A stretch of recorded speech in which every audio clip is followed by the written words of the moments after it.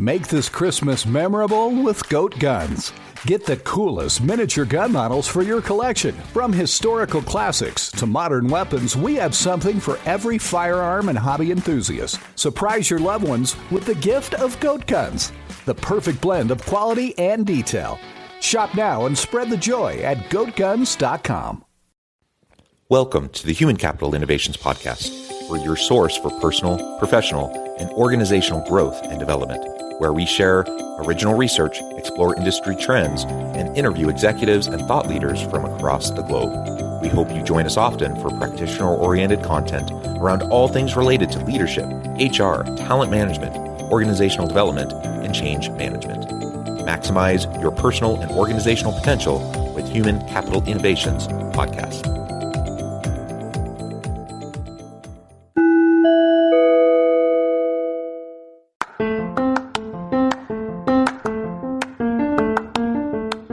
If you enjoy the Human Capital Innovations Podcast, enjoy ad-free listening by going to the Patreon page, and please consider contributing even at the producer or sponsorship level. And please leave a review. Thank you for your support.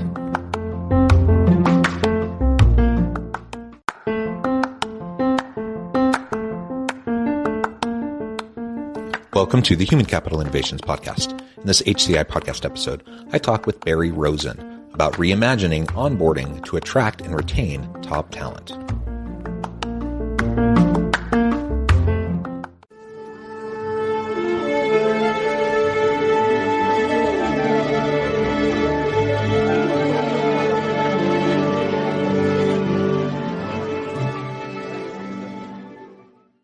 Barry Rosen, welcome to the Human Capital Innovations Podcast. Thank you very much, John. Good to be here. It is a pleasure to be with you today. You're in Berkeley. I'm south of Salt Lake City in Utah. And today we're going to be talking about reimagining onboarding to attract and retain top talent. This is a super hot topic. I think organizations are always struggling with this, but particularly right now, it's particularly a challenge.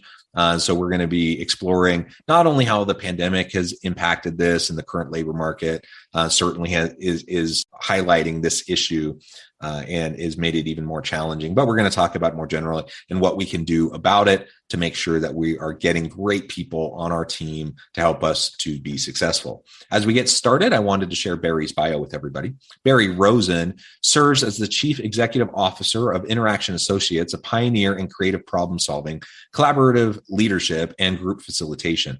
As CEO, Barry's mission is to empower associates to make decisions and provide services that help clients achieve their goals. Barry is the designer and developer of much of Interaction Associates' intellectual content, including leadership, teamwork, and facilitated learning programs. Interaction Associates is best known for introducing the concept and practice of group facilitation to the business world in the early 1970s.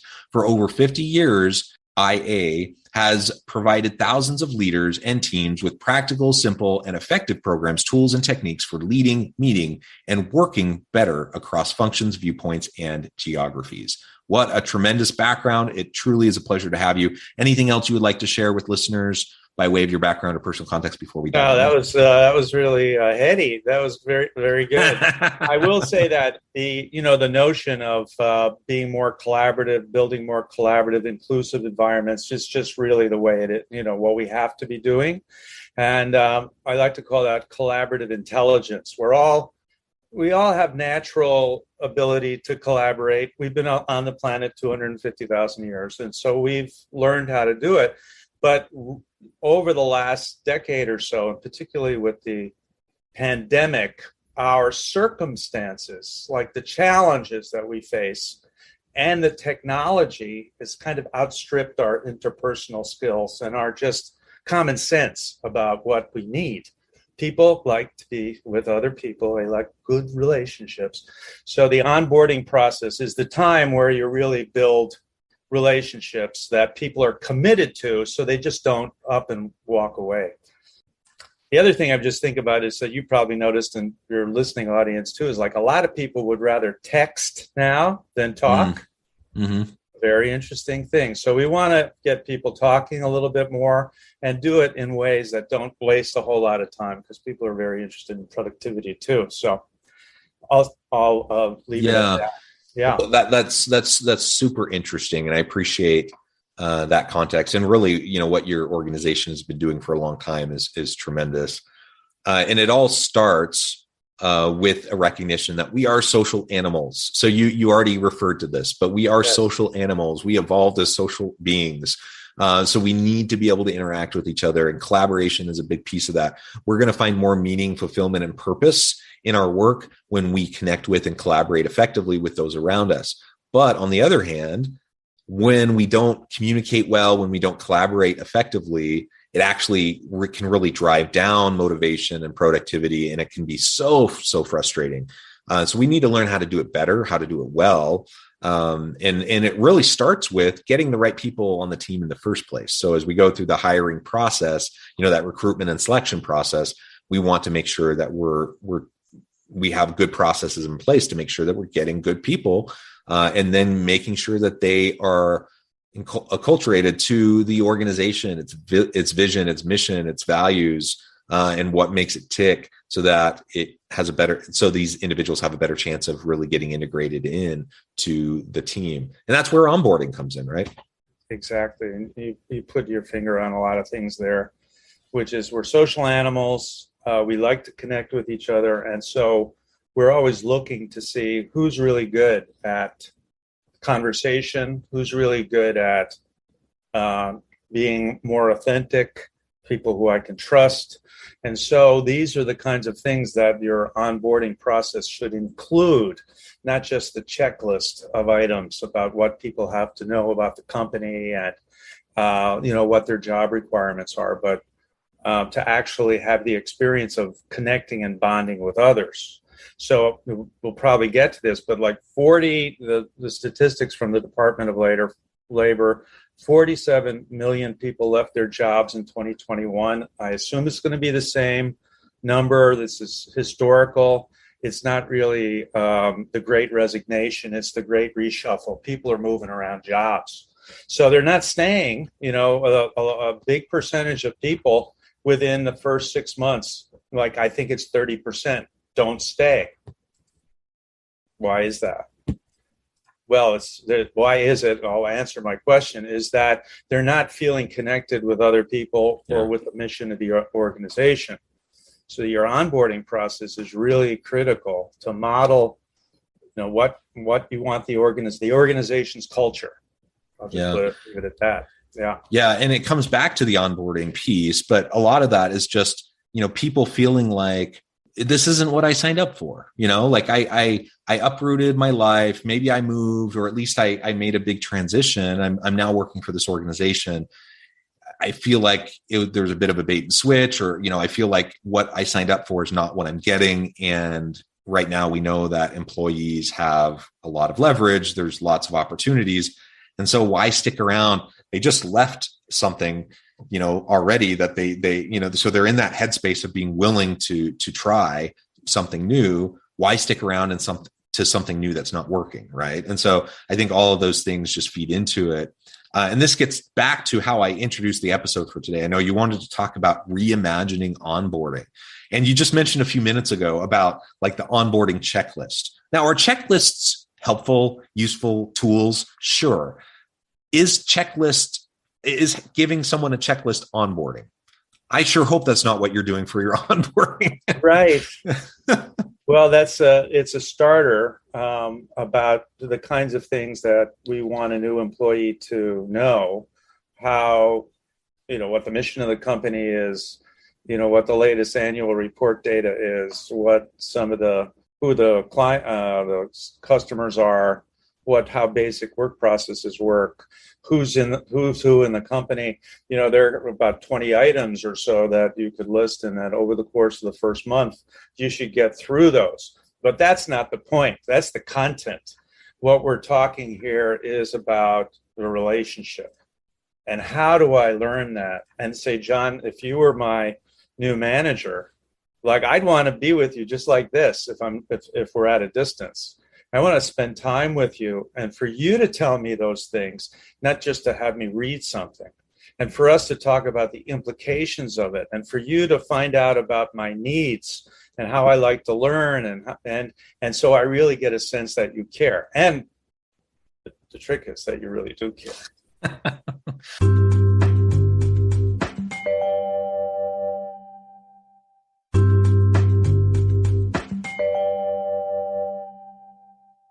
I hope that you really do care, right? Yeah. And people can pick up on that very, very quickly.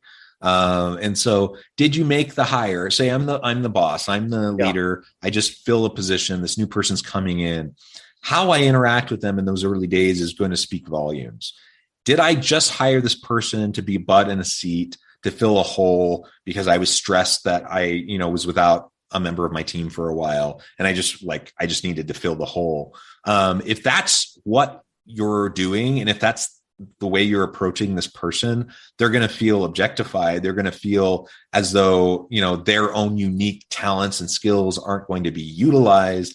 They're just not going to feel as connected to what you're trying to do. And of course, in that environment, more people are going to choose to look for something else. People, especially younger people, but everyone really, wants to feel that their job has meaning and purpose, that they have the opportunity to be their whole authentic self and bring their best self to the work that they do. And when they don't have that, they're going to start looking elsewhere. And we know, for example, that younger millennial and Gen Z workers in particular, there's been quite a bit of research on this. They are not in a headspace where they want to go into a job, work their butts off for a couple decades, and then at some point later in their career, do something worthwhile and meaningful and then give back. They want to do something of significance now. Now, some people say that's entitled. I say that's perfectly reasonable. That's what I would want. I don't know why we feel like it's entitled that our employees want to do something that matters, and they want to be coached, and they want to be guided, and they want to be developed. That's good leadership. And so we need to just focus on that more and provide that. And it all starts with that onboarding. So as you mentioned, as we reimagine it, getting beyond checklists is the very first thing, right? Hopefully we're not just doing checklists, getting beyond that, making sure we're interacting with people in the way that we would want to be interacted with and the way that they need to be interacted with in order to feel connected and engaged. That is the foundational starting point, I think. I know. I love what you're saying. And so if we were going to give some advice, say, to people who are responsible for onboarding and for the new manager or your new manager, and two words come to me, and I think you shared one of them, which was purpose. What's the purpose of this organization and why is it meaningful to me? And how might it be meaningful to you? And how can you realize some of your career aspirations in helping me as your manager and your team forward that mission? So I feel like I'm important. That's really this. I'm important. This is meaningful. The second one is empathy. That leading with purpose and empathy. And empathy kind of takes various levels to that. The first one is I get that you get where I'm coming from. You understand me, and you have an appreciation of my situation. I'm 27 years old. I've been in 2 jobs. I really liked, if it's not a lifer, maybe 7 years, I'd want to be in this organization. I don't want to leave after a year and a half, which is a lot of the statistics, is people lasting a year and a half and coming into new jobs. And I know in our company, unless the person is between 20 and 25 years old and might be a 3-year stint, the next level we're going for is 7 years and then lifer, because that's where, you're really you're leveraging a person's talent and their commitment. So if you want to have a person stay with you, that aside from purpose is empathy, understanding where they're coming from, having an appreciation of it, and real compassionate empathy is taking actions that have the new employee know you actually care about their development and their fitting in. So finding out specifically what is it that you want to learn, who do you want to be connected with, et cetera, and coming up with a specific action plan for them to realize their aspirations. And that has the new employee say, this person's for real. It's just not BS. They really mean what they say. They're walking their talk. Yeah. And that's really what we have to help to come across, that we are for real, that we really do care, that we are invested in them. They need to feel invested in. And if not, they're going to walk, they're going to go other places. Or perhaps even worse than them leaving and going somewhere else is they're just going to mentally check out and say, well, okay, I'm just going to kind of just come here, do the bare minimum, spend half my day looking for other jobs, whatever. Yeah. That's not helpful either. Well, I think getting back to the people who are responsible for onboarding, and oftentimes it's the HR group who really have to team up with the manager. It's a shared responsibility along with the new employee. And so this is getting back to, this is a collaborative effort. And we're all going to take responsibility for different parts of this effort, so that after 3 months you go, this is the place that I really want to be. I really like my manager. I like the mission of the company. There's an opportunity for growth. I feel like I can make a contribution.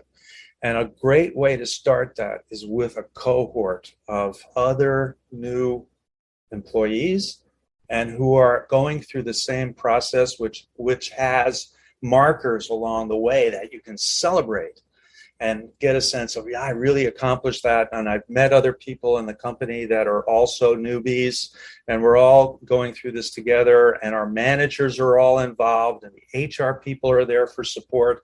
It's a real team effort. That's how we work here. We work in teams.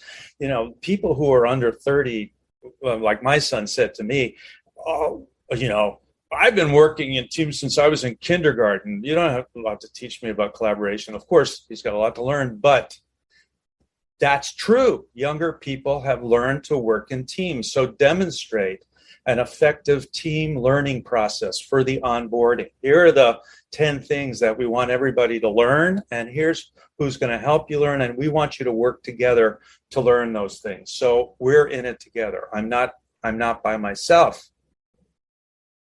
Yeah, so there might be a few people of the group of 30 that are coming in this month, or within the next 3 months, that 5 of them may wash out or just quit, but that your statistics about who stays really go up.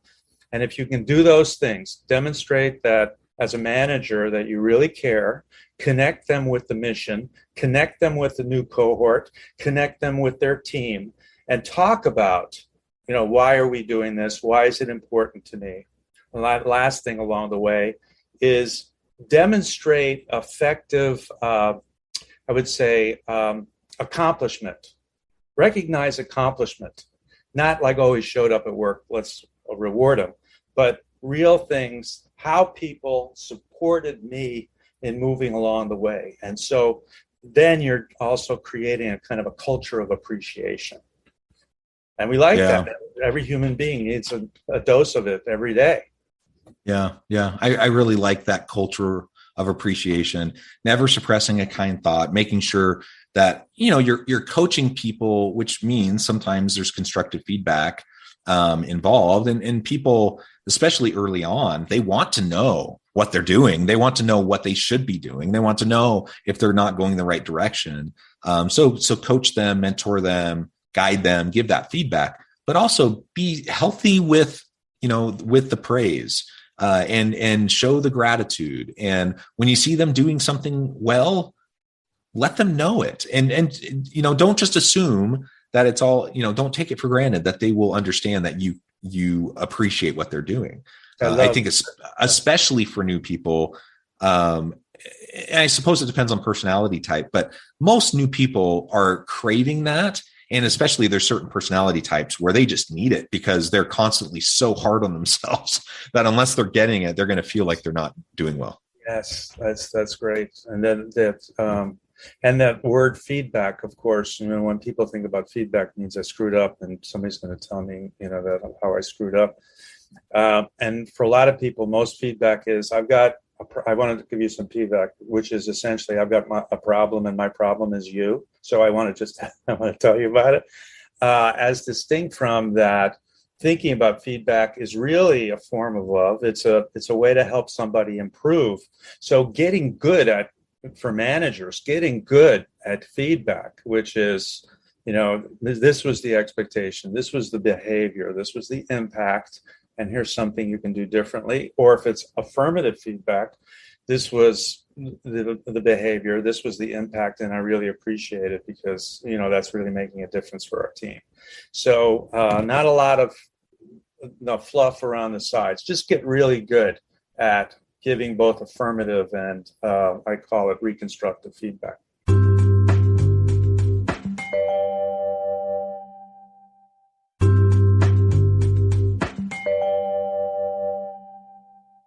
And you've already mentioned, some of the types of things we should be doing as we're reimagining and reframing this whole idea of onboarding. Orientations and those sorts of things, helpful. Yes. If that's what onboarding means and that's all it is, you're probably missing out and you're not going far enough. You talked about collaborative sessions, as you're going through that onboarding to demonstrate like what is effective teamwork in our team. That's a good spot where you can reinforce the values of your team.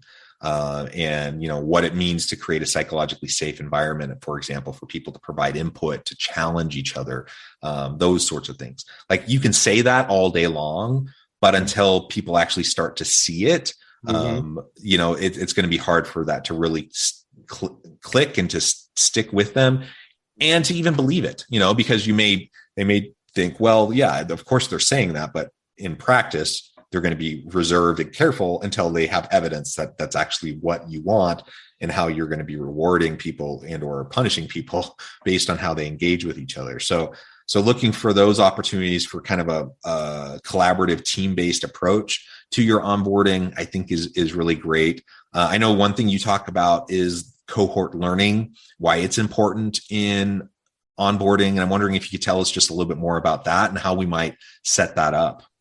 Well, cohort learning is really good. It would bring people together focused on just a single subject. It could be around personnel policies, or it could be around, a part of the core business process, whatever it is.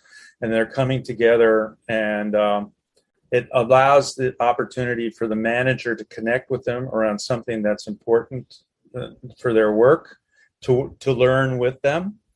To help them teach each other, to have some, of what clear learning outcomes are going to be.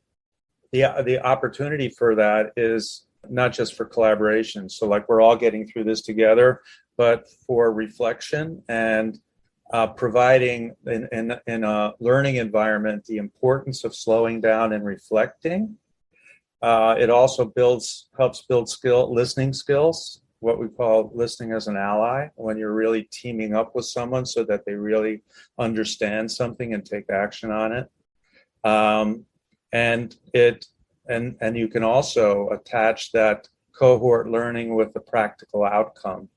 For example, it could be some process improvement for the team. So by the end of the learning experience, which might be 2 weeks long, say 2 1-hour sessions plus some interim work that the teams do, that they come out with a set of recommendations that would go if it's during the course of the onboarding process, which would go to HR for them to consider, for future onboarding, so that they really feel like they're contributing to the improvement of a critical business process. So cohort learning is great for that, as opposed to just sending one person off or 2 people and coming back and recommending, which really puts a lot of pressure on the individuals to perform. In this way, cohort learning raises the importance of learning to the importance of the task that they're doing, and begins to say we are a learning culture as well. We're an inclusive, collaborative learning culture, which is just what I wanted when I was 6 years old, and I'm getting it now when I'm 30 or 35. Yeah, I think that's great. That's something that I think more organizations can really try out and experiment with. I haven't seen that in many organizations, though I have seen it at times, and I've experienced it to be very effective as well. I'm wondering what else you think in terms of like the types of skills that talent managers and company leaders should be looking to develop, like actively pursuing to develop in themselves and foster within their teams. if they hope, to really retain and engage new team members more effectively, and to help them to have more meaningful experiences out of the gate. So as we think about this ongoing onboarding process, the goal is you're going to be able to retain good people. What other skills that we need to be developing so we can do that better? I think that for the manager, as it's like leader as coach kind of skills, that they have developed some coaching and teaching skills. So for a manager to be able to do a single point lesson, for example, themselves, 25 minutes, what we're going to be talking about is the way we make decisions around here. I want to talk about the levels of decision making that I think about as a leader and how I go about making decisions. And then let's talk about that. It's the 25-minute session. So you have to, develop your skills of around teaching basic things, managers, teacher, and then coaching people around those things. Then, of course, there's your basic collaboration skills, how to build understanding and agreement so people can take informed, concerted action. There are ways to, people have needs. One of the main ways they meet their needs is collaborating. There are better and worse ways to collaborate. You can learn the better ways to collaborate. And so, come up with that list of 7 or 8 collaboration skills and systematically build the language of collaboration with your new team and present that. I mean, once you have it, it's like your organizational mission values are here. What about our operating agreements about how we collaborate with each other in order to get work done? And those are like mantras. You bring them out a lot, and that sets the expectation that we're going to learn. We're going to learn how to inquire before we advocate. We're going to learn to look for the win-win. We're going to learn how to do those things. So I would say that coaching, teaching, collaboration skills, and of course at the root is your listening skills. So all managers should develop. Fantastic advice. Yeah. Barry, this has just been a super fun conversation, and I note the time, it has just flown by. We're almost to the end of our time together, but before we wrap up for today, I wanted to give you a chance to share with listeners how they can connect with you, find out more about your team, and then give us the final word on the topic for today on how we can reimagine our onboarding processes. Okay, well, very good. The organization is Interaction Associates, also known as IA.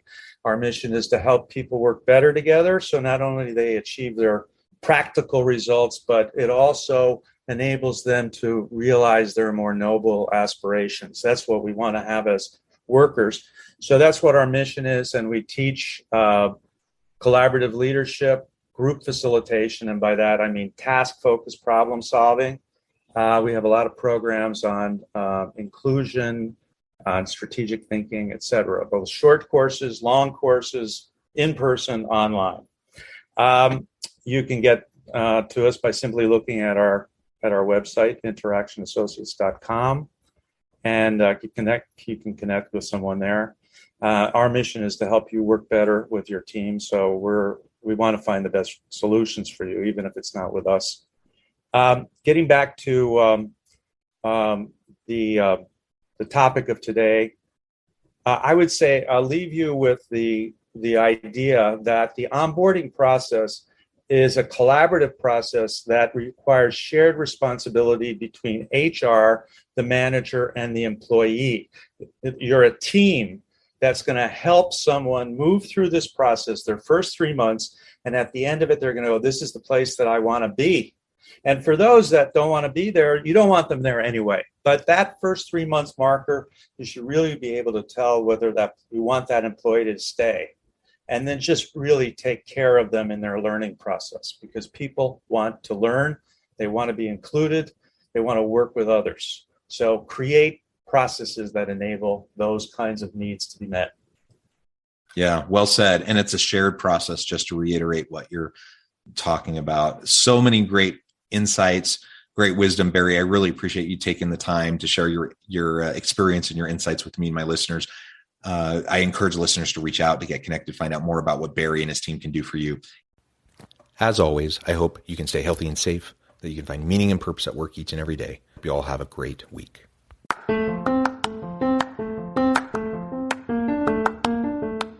If you enjoy the Human Capital Innovations podcast, Enjoy ad-free listening by going to the Patreon page, and please consider contributing even at the producer or sponsorship level. And please leave a review. Thank you for your support.